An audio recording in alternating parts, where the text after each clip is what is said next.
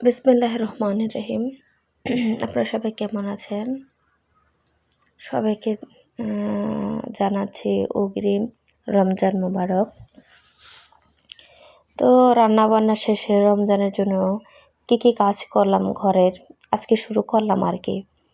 আজকে থেকে একটু একটু করে কাজ শেষ দেবো। রমজানের বেশি দিন নাই, আজকে মনে হয় 24 তারিখ না, মনে হয় হ্যাঁ 24 তারিখ মনে হয় আছে, আর হাতে কোনো 4 দিন বা 5 দিন।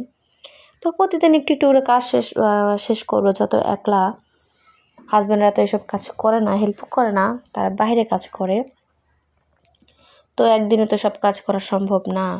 তো একটু একটু করে কাজ সারবো আর কি। সবার আগে রান্নার কাজটা সেরে নিব। তো সবগুলো মাছ আমি ভেজে নিলাম। আজকে রান্না করবো পাঙ্গাস মাছ ভুনা করবো।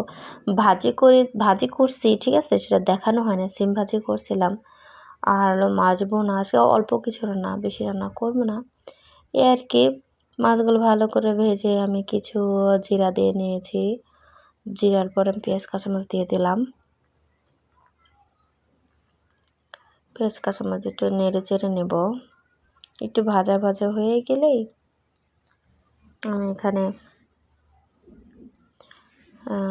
ভাত দেখতেই পাচ্ছেন প্রায় ভাজা ভাজা হয়ে আসছে। আমি 2টা টমেটো নিয়েছি, মানে কেটে দিয়ে দিলাম ছোটো ছোটো করে টুকরা করে। সেটা ভালো করে মানে নরম হয়ে গেলে আমি এখানে 1 চামচের মতো মরিচ গুঁড়া, 1 চামচের মতোই হলুদের গুঁড়া দিব।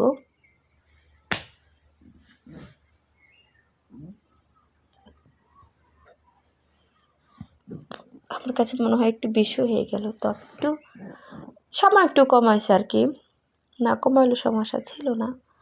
আর 1/2 চামচের মতো সজের ফাঁকি দিছি, যেটা আমরা বলি, আবার গুঁড়াও বলা যায়। তো দিছি এখানে একটু পানি দিয়ে দিলাম কষানোর জন্য।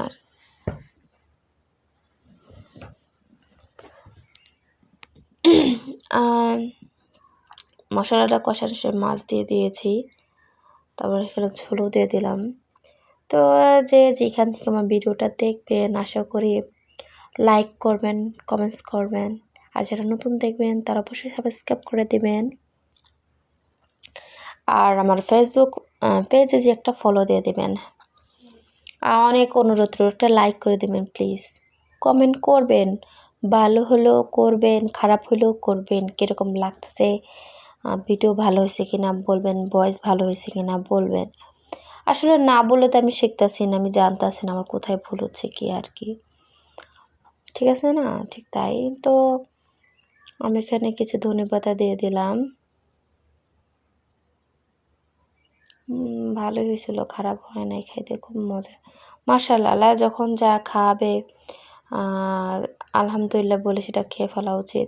এখনও কিন্তু আমি একটু আমার আশপাশে নোংরা হওয়ার কাজ আছে। আমি এখন এই মাসে রান্না বান্না শেষে আমার আশপাশের নোংরা ড্যামেজকে পরিষ্কার করবো আর কি। এই জন্য আর মোছামুছি করি না। এই তো দেখছেন কিচেন রুমের আমেজকে কিচেন রুমটা পরিষ্কার করবো, সবার আগে এটাকেই ধরছি। তো আমি থাই গ্রিলগুলো পরিষ্কার করছি, পাশগুলো এখন পরিষ্কার করবো চুলা।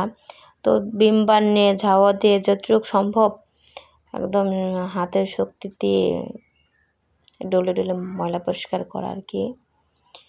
পয় পরিষ্কার করলাম ধীরে ধীরে। থাইও আমি পরিষ্কার করছি, গ্রিলগুলোও করছি কিচেন রুমে। এখন চুলাটাই ধুইব,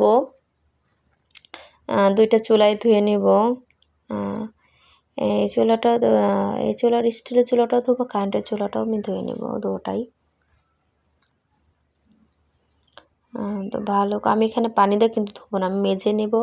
একটা মানে শুকনা তেনা বা ভিজা তেনা দিয়ে আমি এই জিনিসটা মুছে নিব আর কি। ঘুমাও তো তুমি দেখতে পাচ্ছেন আমার বেবি মিয়াও করছে। তুমি ঘুমাও। মানুষ বলে গৃহিণীদের কোনো কাজ নাই, আসলে কাজে কত তা আসলে মুখে বলা যায় না। আর এইসব কাজের মধ্যে টুংটাং শব্দে তো আমার বেবি ঘুম থেকে উঠে গেল, জানেন আমার নাম রেখেছে বেবি। উঠে গেছে, আবার দেখেন ওরা ঘুম পাড়াচ্ছি, জিজ্ঞেস করা তবে মেয়ে মেয়েও তখন ঘুমাবে।